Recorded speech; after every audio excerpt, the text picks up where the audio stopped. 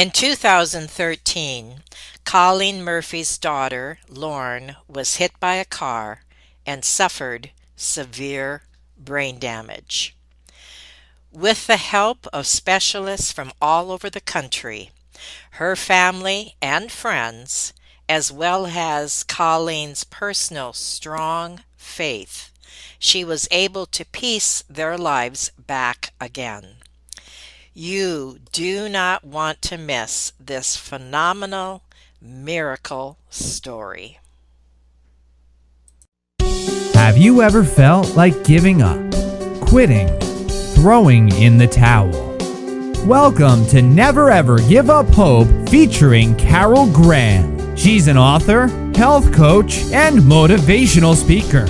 Backed into a corner multiple times in her life, Carol shares with you stories on how she overcame some of the toughest obstacles a person can go through in life, but refused to give up hope.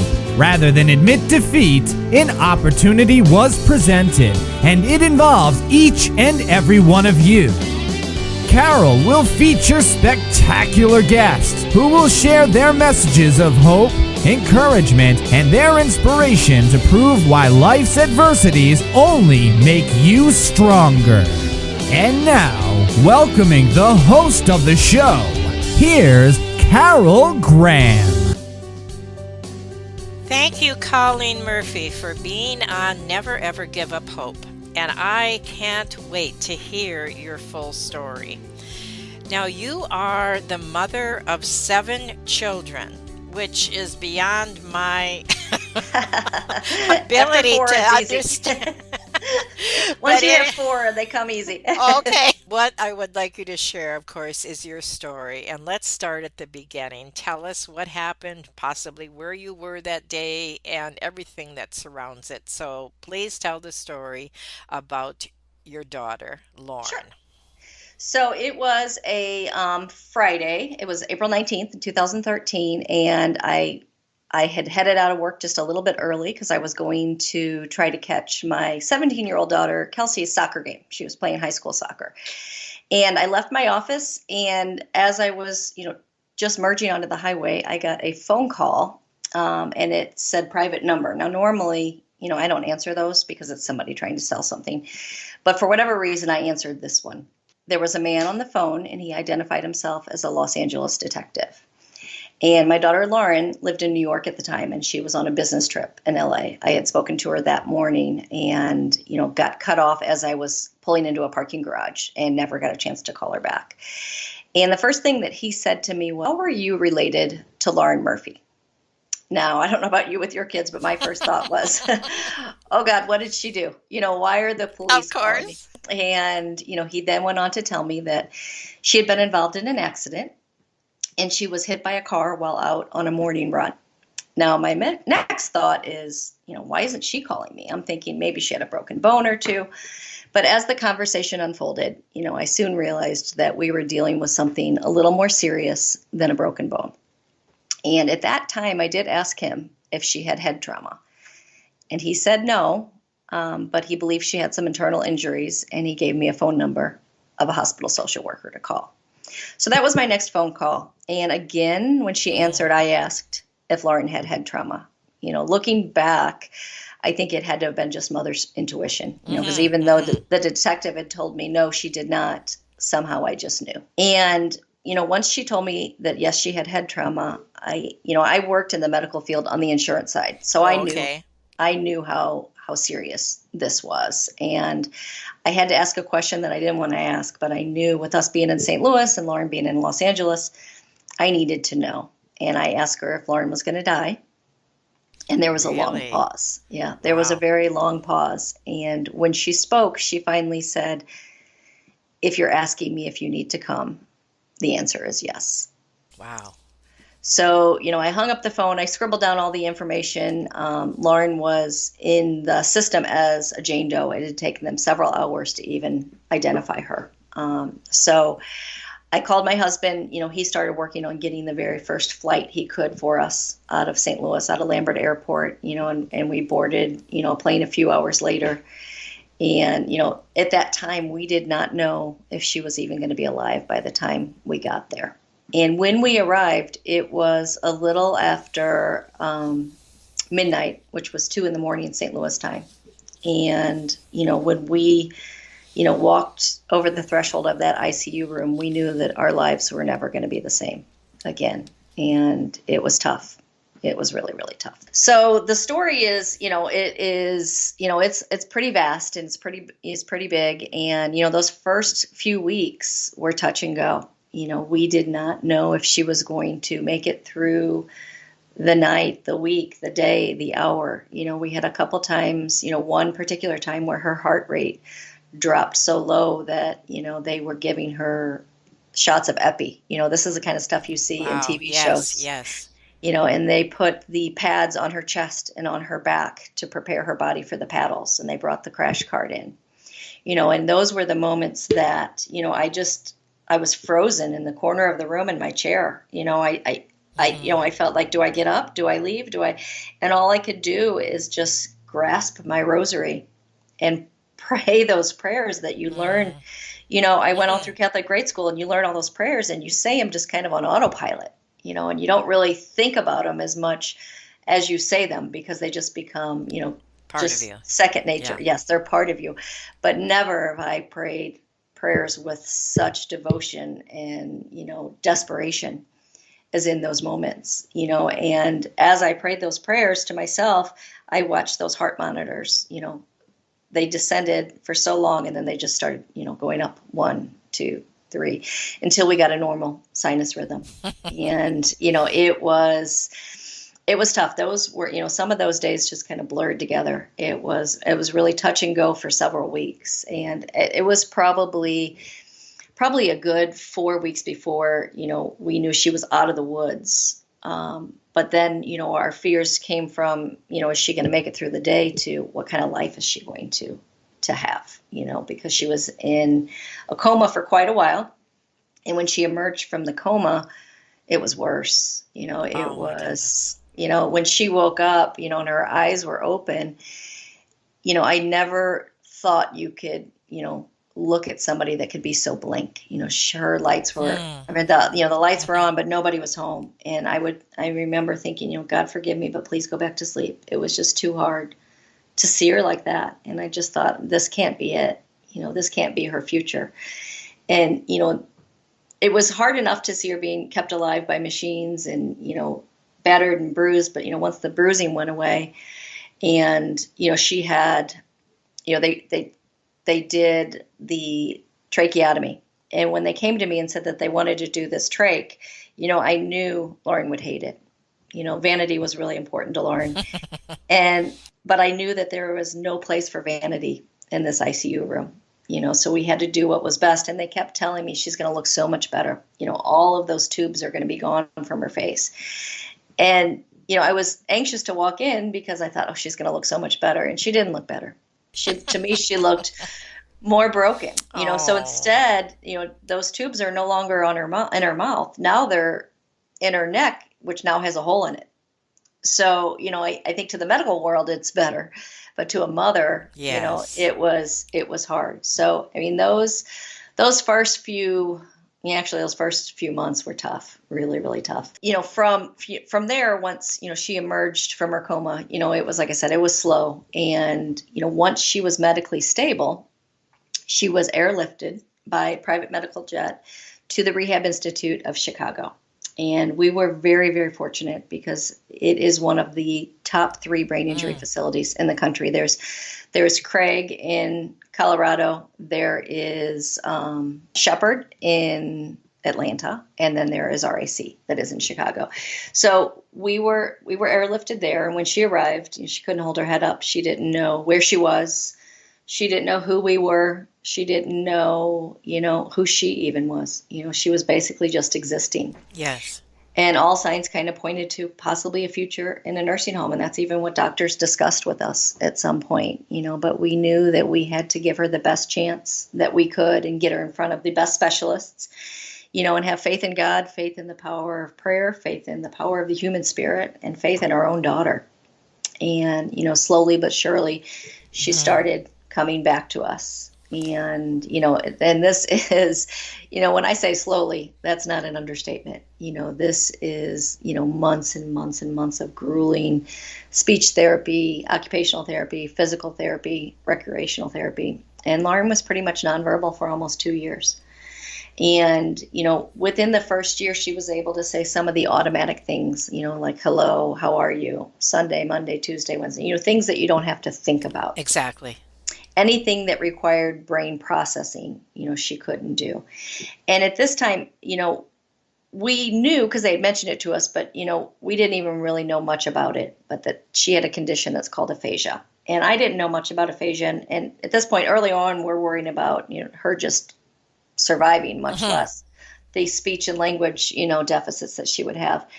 But aphasia is caused by damage to the brain. And in Lauren's case, it was caused because she had that portion of her brain removed when they did the original brain surgery.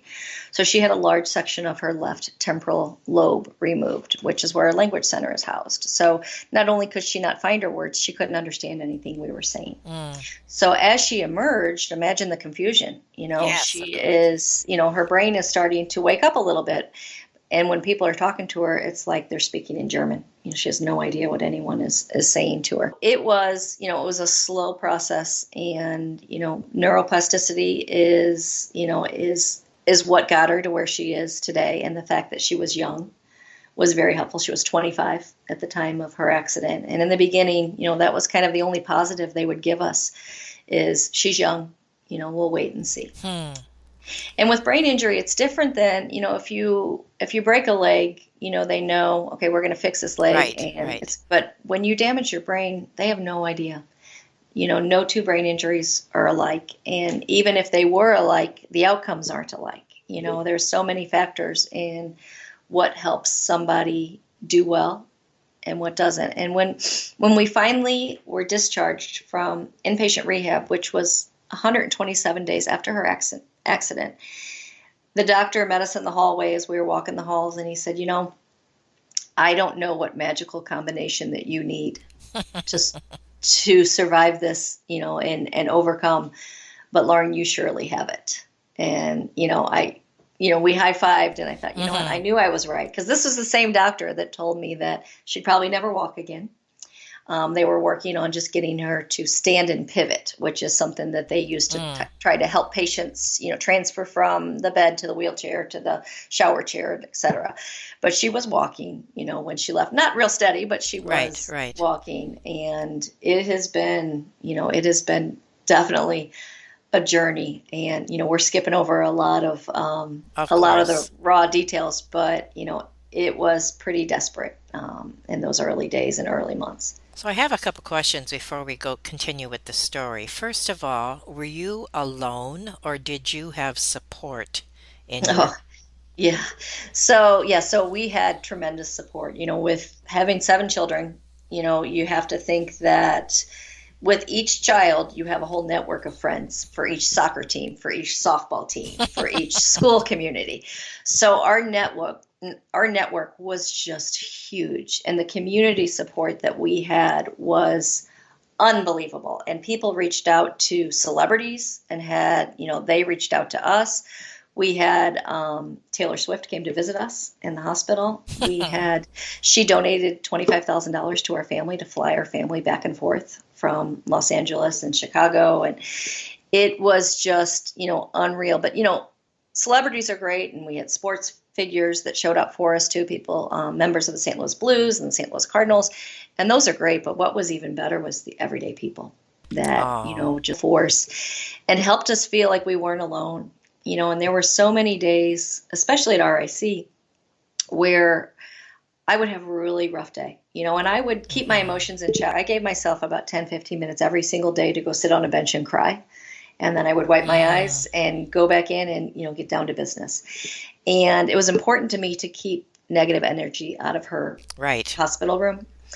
And some of those days that were rough, I would walk home. Somebody donated us an apartment in Chicago, which was about a mile from RIC, so I could walk back and forth. And we always joke that Lauren picks the most expensive cities to be in. We were in LA, she lived in New York, and now we're in Chicago. So when we were in Los Angeles, I had to get an apartment, and I lived above a garage, and it was $4,000 a month for this little Oh my apartment. That goodness. was actually, I think it might have been $6,000 a month. It was a Oh, crazy amount. But anyway, so now we're in Chicago. We have this free apartment, but I would walk home some days with my head hung low, when I would pass all of these restaurants, that were in downtown Chicago, and I would see people and families and laughing, and I just wanted to scream. It was tough. And I would walk into my apartment, and I would get to the doorstep, and there would be packages waiting for me, or cards from people oh, that seemed to show up when I needed them most. Those encouragements that, I just felt like we're never going to get out of this. And then I would receive a letter from somebody that would tell me how much Lauren's accident has affected them in a positive way.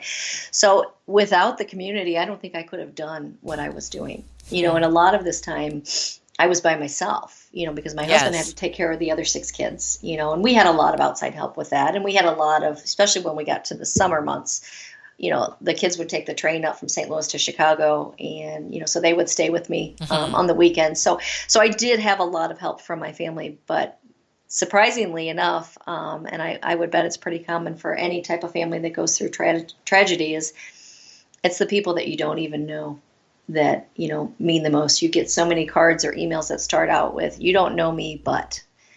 And, that's the kind of things where you felt like the whole world had your back and there's no way you could fail. On the other side of that, did you have to deal, or your husband, with anger and unforgiveness? So, as far as the driver, I never had anger there. From early on, I knew that it was Lauren's fault. She had, when she started crossing the street, it still said walk, but it was flashing. And then when the light turned green, there was a truck that was blocking the driver's view of Lauren and her view of him. So, I mean, it really was like just an Okay. accident. Hmm. So there was never any anger towards the driver because I felt like, it was an accident. There was, and my husband at one point said, what if he was texting? And I'm like, you know what? I don't care. There was no malice. It was an accident. And to me, I felt like I don't need to have that emotion right now. I, Hmm. I just felt like anger is not where it needs to be in this ICU room. But when I got to Chicago, there was a time that she had to have her fourth brain surgery. And we were at Northwestern Hospital, which was just down the street from RIC. And, when we were in ICU, I mean, the care was so great. And then we went to RIC, and it's a brain injury facility. And again, excellent care. But when we got to Northwestern, and Lauren was on like the neuro floor, which is, mainly strokes, but it seemed like her deficits were like multiplied by 1,000 because the staff just didn't know what to do with her because she was so bad. And, like little things like when she had to have medication on her tongue to prevent thrush, which is like an oral infection Hmm. for people that are not eating. They get, infections because they're not using, she was being fed by a feeding tube at this point. And the nurse would say, stick out your tongue for me. Well, Lauren couldn't understand words, nor could she stick out her tongue, nor could she do anything. And she just she didn't know what to do. So it was really, really hard. And Lauren had her fourth, like I said, her fourth brain surgery. And, my husband was out of vacation days in Chicago all by myself. And I remember just like sitting in that waiting room, just with the tears, just like flowing. And it was hard. It was really, really hard. And it was exhausting, mentally exhausted, physically exhausting. And after surgery, they wanted to keep her an extra night because she had a small brain bleed. And, it was kind of like, oh, it's not a big deal, small brain bleed. Who would have thought that would be no big deal? But, for Lauren, her brain had been hemorrhaging in the early weeks. So the next day they took her down for a CT scan to see if the bleeding had stopped. And they came back upstairs and said, they couldn't do the CT scan because she couldn't follow directions. And Oh, wow. so I opened the door. I heard him in the hallway, and I came out and I said, are we supposed to just guess whether or not her brain is bleeding then? And they kind of looked at me kind of funny. And then they had me go down with her and, helped hold her hands where they needed to be or her head where they needed to be, whatever. And at this time, I was just so frustrated. I was frustrated Of with course. being in the Thank you hospital. I for was listening frustrated to with, Never crappy Ever coffee, Give Up being Hope, cold. I'm always featuring cold anyway when Carol you're in the Graham. hospital. It's even Did you more. know I that was tired most of people smelling like a succeed hospital. because And, they are my husband had determined actually to? showed up Quitting that was kind of like never that an knight in shining option. armor. That day, Carol he ended up loves kind of your like, enough is comments enough. and will respond It to was hard each for him one. to be So away, and he please was taking subscribe leave and from review this when we hopped on the podcast. first plane. A rating of 5 to Chicago stars and would was be there, by 9 outstanding o'clock that and night. appreciated. And Remember, I if was you like, are I still was, for the here, first time, there is I was always just angry. hope. I was so angry at everything. I was angry at the situation. I was angry at Lauren. I was thinking, why did you walk in front of this car? Do you see what this is, done to my life? Do you understand what you've done? And then the mother's guilt comes in. Like, it's not her fault, and as much as I hate what it's done to my life, what has it done to her life? And then it's like, shame on me. Once again, I felt like I was the grand prize winner of the worst mother in the world award. Here I am putting my anger Yep. towards Yep. her, but that was probably my angriest moment. It was just, and I think it was, based on, it's just being mentally and physically exhausted. And it was a pretty big turning point for me because I realized, this isn't anybody's fault. This is just what it is. And I need to just figure out how to move forward. I really appreciate you being that raw and that honest, and I thank you for answering those questions because I know that there are people who are probably relating on some level with you. Now, we are going to hear the rest of the story, but before we do that, we're going to take a short 15-second break, and then we're going to hear what happened next. Carol Graham would like to show you the path from misery to miraculous triumph in her fast-paced memoir, Battered Hope. She relates her determination to succeed as someone who experienced one horrendous nightmare after another. Gang raped and left for dead, loss of a child, husband falsely imprisoned, and cancer. Nothing could break her tenacity or faith. No matter what you face, heartache, loss, suffering, or injustice, Carol will illustrate how she became a victor the same way you can. The secret is to never, ever give up hope. Order your copy at Amazon or batteredhope.blogspot.com. Listening to Colleen Murphy's story, I am sure that you are wondering what happened next. Colleen has been raw and been open and honest of both what she was going through along with the story and everything that happened. And so now we want to continue by finding out what happened next. Share with us.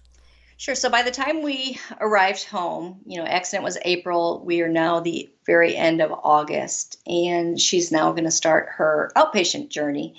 And, now I was in charge of everything. And while we were at RIC, I still did a lot of it. I took over all of her showers and all of the things, but I hadn't been in charge of her medication. And so now it was all on me, which was, the pressure was pretty immense because, I had my her through, but, making sure she has her medication. And, Lauren, a side effect of the brain injury is she's now an epileptic. So, having her medication on time was very, very important. So it was hard. And, she progressed pretty slow. But, we eventually, and again, I'm fast forwarding pretty quickly because brain injury is crazy. And, there's a lot of funny things that happen, but intertwined throughout all of this, we're having our house reconstructed to make it handicap accessible. And, we have to have a wheel-in shower because, like I said, Lauren wasn't really supposed to ever walk again. So this had all been contracted. And trying to maneuver her recovery with a construction crew in your house is tough. I'm trying to maneuver teenagers while dealing with a brain injury. So, my 17-year-old, we laugh about it now. She had that whole summer where dad was in charge and he's oblivious to what time she comes home.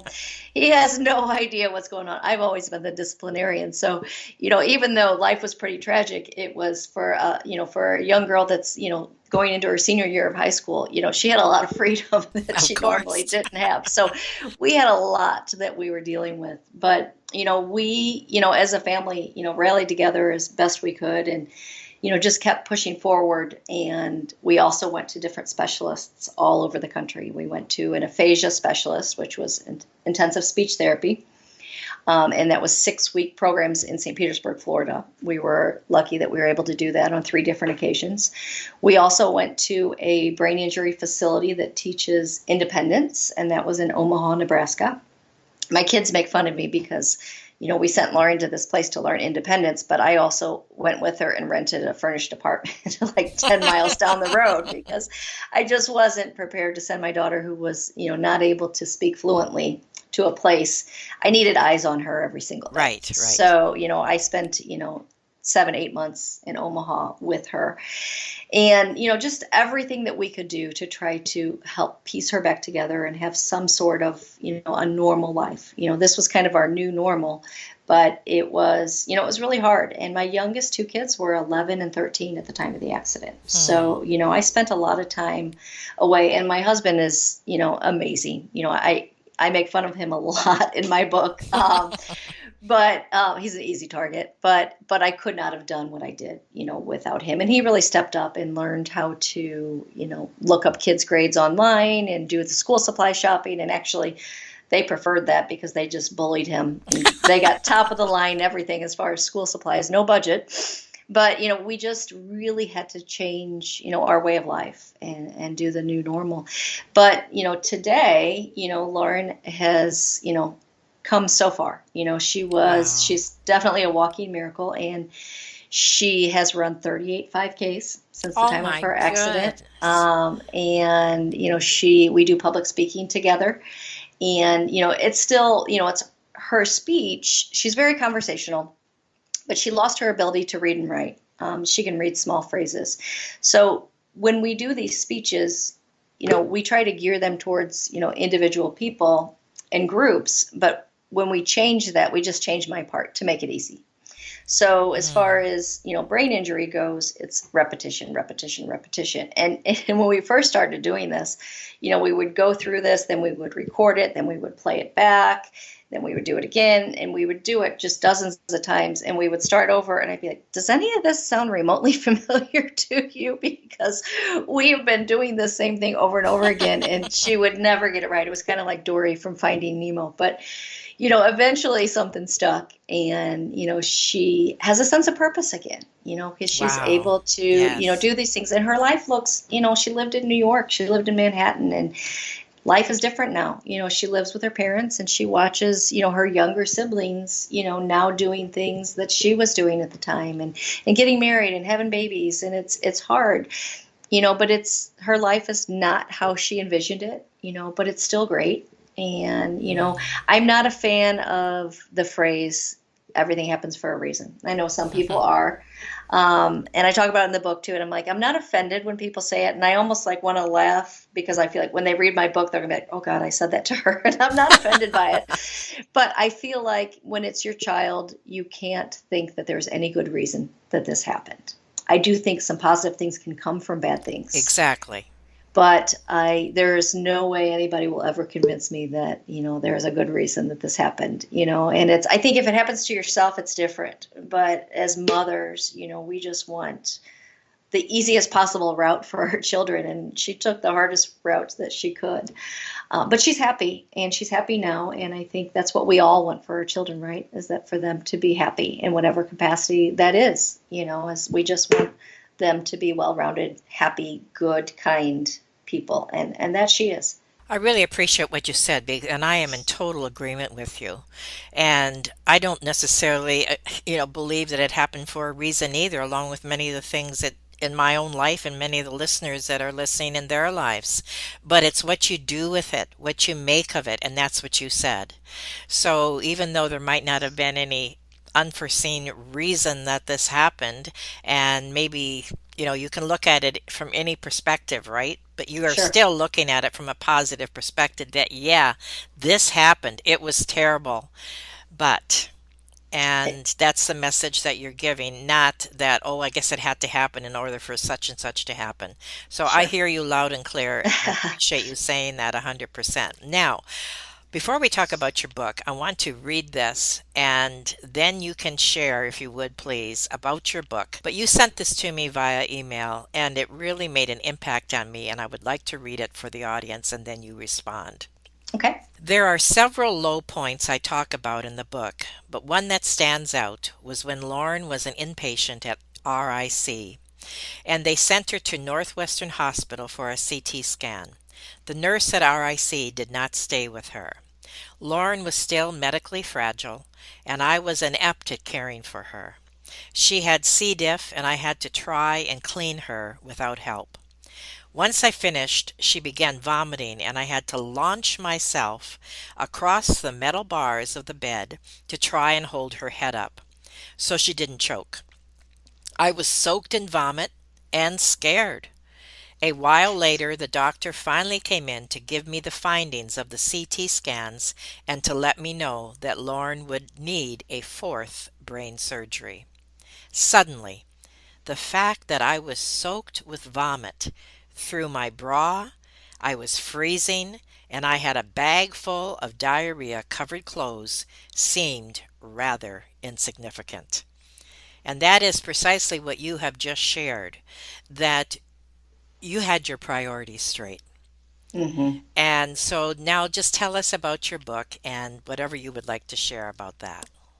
Sure. So the book, I'm really, really proud of it. And, it's been out for about a year. And, I thought my mom would buy a couple copies and that would be the end of it. But it's actually done really, really well. At Christmas time, my husband sent me a picture. He was in Barnes and Noble and it was on the shelf there. And I almost fell over. Mm, But really well. And, for me, the book is the book that I wish I would have had when, mm, this all happened. right.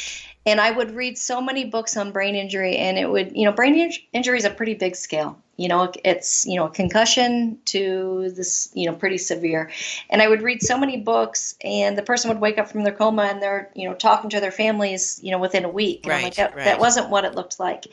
So I wanted to put the reality in brain injury, but also have, a positive, note on it. So throughout the book, and I talk about the hard stuff, it's pretty raw. But I try to end every passage where I talk about the hard stuff Mm, with either something positive or something funny. And my writing style has always been kind of like old school Irma Bombeck. I try to find the funny in everyday life. And that's why I think it took me so long to write this book. And I started writing, right away. But when I look at those early passages, they were pretty dark. There wasn't a lot that was funny at the time. And looking back, there were funny things that happened. I mm, just wasn't prepared to see them. And so I had to wait till I was about 6 years removed from Lauren's accident before I could find the funny, and it was mm. there that whole time, but I just wasn't ready to see it yet because I was still kind of cloaked in sadness for so long. So once I finally decided to write the book, it ended up only taking me 67 days from start to Oh my finish. goodness. So it was, my editor was like, slow down, lady, so he couldn't keep up with me. And it's raw, it's real, it's funny, and my favorite thing that, feedback that I get from people is that, that they're laughing and crying on the same page sometimes. Mm, And, there are so many sad parts of her story and so many tragic things that I thought, they needed to be included, but there's so many triumphant things in this story and so many in between. And with a big family, there is lots of material there and lots of funny stuff, like I mentioned before, with teenagers. I'm dealing with a daughter in diapers, a 25-year-old daughter in diapers, and I'm also at the same time, going to the closet to get supplies, and I'm finding wine bottles stuffed in soccer socks. gee. So, there's a lot, a lot of stuff intertwined in there. But in the end, it shows the dysfunction that we went through, but it also shows the love that we all had and the love of the Mm, outside, of the outsiders. So it's a love story, but it's also, a comedy, and it's also a tragedy, and it's got everything in there.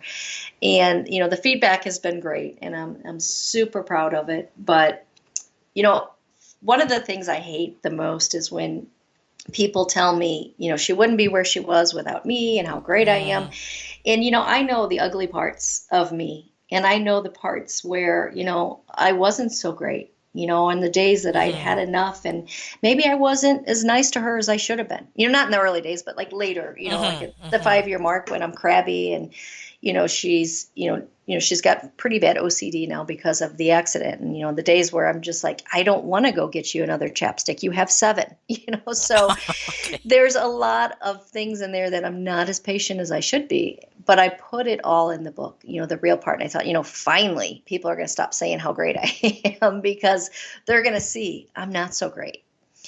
But honestly, it did the opposite. I think people appreciated that Yes. because it was real. So I thought, finally I'm going to hear, yeah, but now it's like, no, now I'm relatable. So I think that's why, the book has done so well is because I was so brutally honest and so raw. And in the end, I'm not a terrible person. I'm not a terrible mother, but am I the best mother in the world? Absolutely not. Am I, covered with mother's guilt? And, it's also hard because my focus was all on Lauren. I had 6 other Yes, of kids course. that, one of my daughters got engaged right after the accident. So, was I as present as I could have been planning that wedding? Probably not, so it's it's raw, it's like I said, it's real, and it's got all of life's problems tucked into just a couple hundred pages. But I think people will close that book and think I can do anything I set my mind to. And I think too, when I first wrote it, I thought, this will be good for people that have brain injury or people that have aphasia. But I almost think it's better for people that don't. I mean, I think you learn a lot, but I think people with brain injury and aphasia, they all have their own story, and I think they could learn from the story. But I think it's better for anybody that just has anything hard that they're going through. And it kind of gives you the steps. We have like the 5 keys on, how we maneuvered through life during this thing, and they're universal. It's show up, find your cheerleader, kindness is free, work hard, and never give up. And those are lessons that all of us, can learn from, and they're intertwined throughout the book and different things that people did for us. And I think, and it also is used as a learning tool. A couple schools are using it. SLP, speech language and pathology students, it's required reading for some in their curriculum. Wow. There's also a high school that's using it. It's funny because one of the teachers, the English teacher that is using it for one of his senior high school English classes, he said, the kid said, she's kind of mean to her husband. And we both laughed, and I'm like, they're not married yet. They'll get it. Like they'll totally understand in a few years. But so it's become so much greater than what I had ever imagined. And I Wow. think it really is a universal story that, it is, you really do. You close that book and you think, wow, my problems don't seem so bad right now. And if I come across something that is tough, you know what, I can do whatever I set my mind to. What I was going to ask you is if you would summarize, and you did it. Yeah. So that was perfect. And I also wanted to ask you what the basic message was you wanted the audience to hear, and you've already shared that too. So I Yeah. thank you. Your book is available on all the regular platforms. It is. It is. We also have it on my website if anybody would Okay. like a signed copy, which is murphysdon'tquit.com. Okay, and that'll also be in the show notes so people can connect with you there. So, Sure. one final question. Is there anything you want to personally say in summary? I think basically the most important message, especially for somebody that's going through something really tough, with a family member, so just hang in there. Things may not be better tomorrow or the next day or the day after that, but one thing I can guarantee, is on your darkest days that tomorrow the sun is going to come up and everything's a little bit better. Just keep putting one foot in front of the other. And thank you, Colleen Murphy, for being on Never, Ever Give Up Hope. Thank you for having me.